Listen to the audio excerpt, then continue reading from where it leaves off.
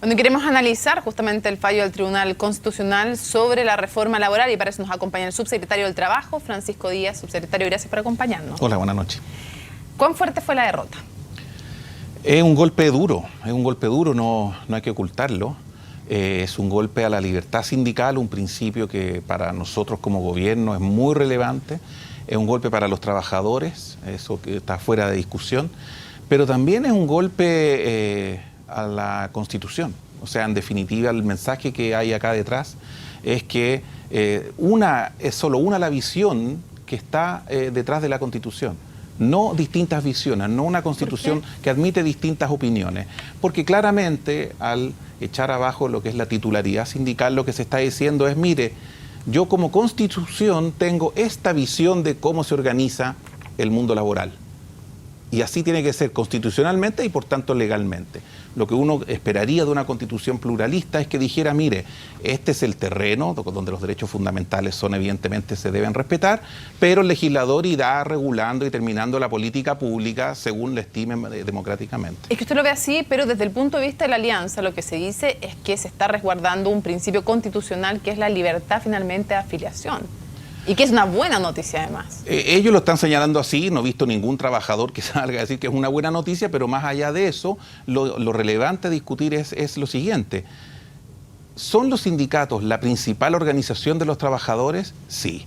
¿Son los sindicatos los que se les reconoce? Hoy día no, porcentualmente no es la principal. No es la principal y por eso que este proyecto de ley quería aumentar dicha afiliación. Pero se organizan los trabajadores en el mundo, en la historia de Chile, en general en todas partes, en sindicatos, se organizan en sindicatos.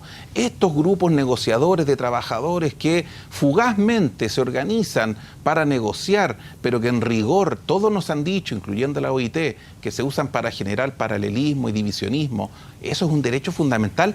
A juicio de muy pocas personas es así, a juicio de los requirientes, evidentemente.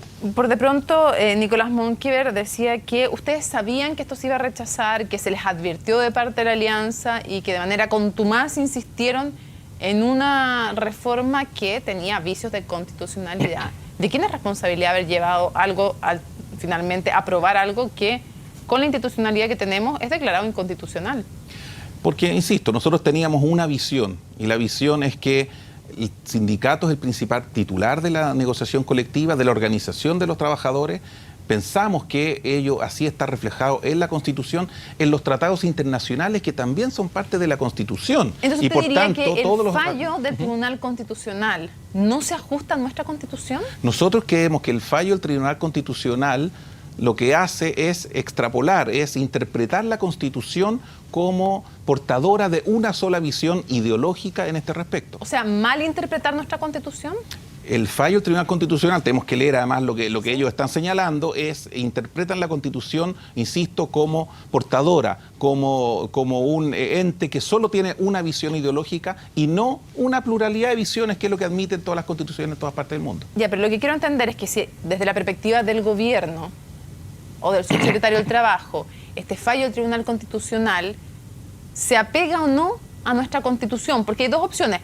O la Constitución efectivamente tiene una visión de cómo se organiza el tema sindical, o ustedes creen que se equivocó el Tribunal Constitucional al interpretar nuestra Constitución. Eso es lo que quiero entender. Sí, Mónica, es que es un debate que al final el resultado termina siendo el mismo. Pero que el Tribunal Constitucional no se apegue a la Constitución sería grave. Estimábamos que esto se ajustaba plenamente a lo que es la norma constitucional y de los tratados internacionales que forman parte de ella. Teníamos innumerables informes, teníamos la opinión de innumerables constitucionalistas, opinión de innumerables sindicatos, abogados, o sea, había un caso sólido que presentar. El tribunal estimó otra cosa y por tanto no tiene que estar a lo que el tribunal ha dicho, por eso señalamos, acatamos. El tribunal nos dice, no señores, la verdad es que esta Constitución contiene esta visión, a nuestro juicio ideológica, y por tanto la necesidad, a nuestro juicio, de revisar la Constitución precisamente en este sentido.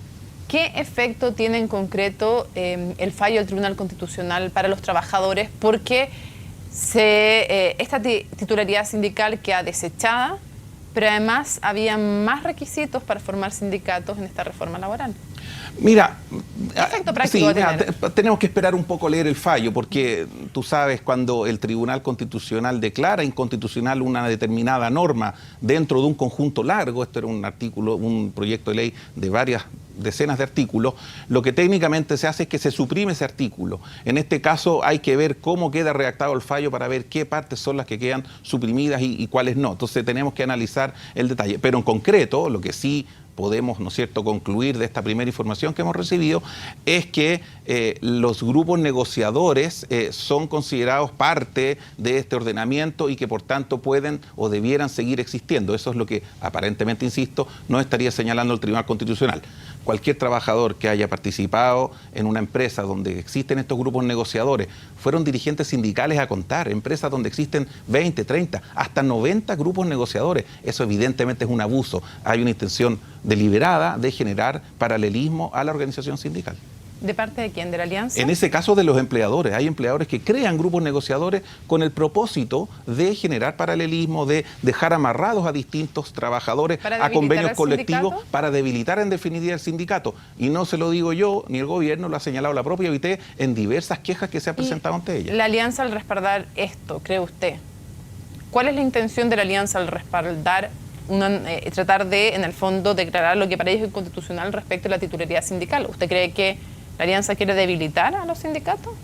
En este punto particular no conozco sus intenciones, pero el efecto concreto es que se debilita a los sindicatos. Y ellos promovieron una visión, promovieron una interpretación que a todas luces debilita a los sindicatos, como ha sido unánimemente reconocido. Ahora, ellos dicen que lo que ayuda es a salvaguardar la libertad de los trabajadores no sindicalizados.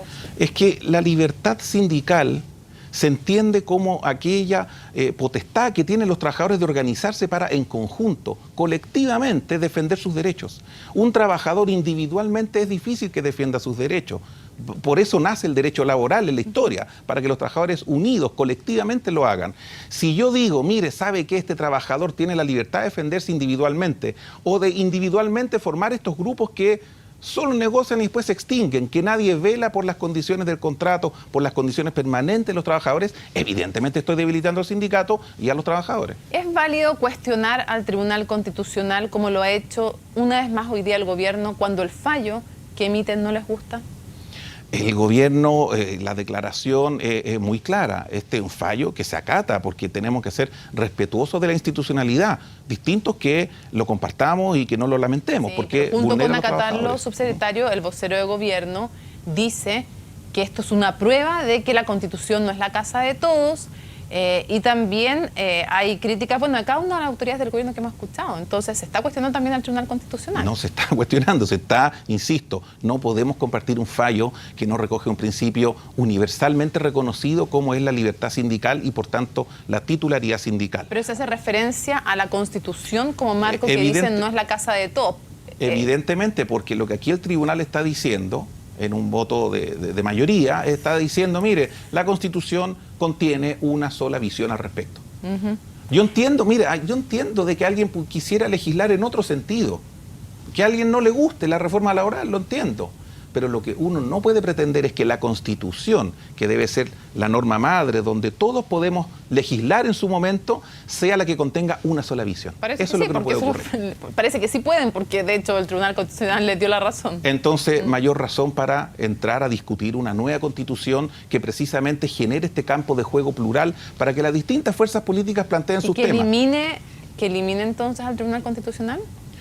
Es que el control de constitucionalidad es una discusión que se dará en el momento del debate constitucional. Hay países que tienen tribunales constitucionales, hay otros donde el control constitucional está entregado a la Corte Suprema. Eso será debate posterior. Lo que no es debatible es que la Constitución se case con una sola visión ideológica, que es lo que pasó a la interpretación que hoy día nos dice el tribunal.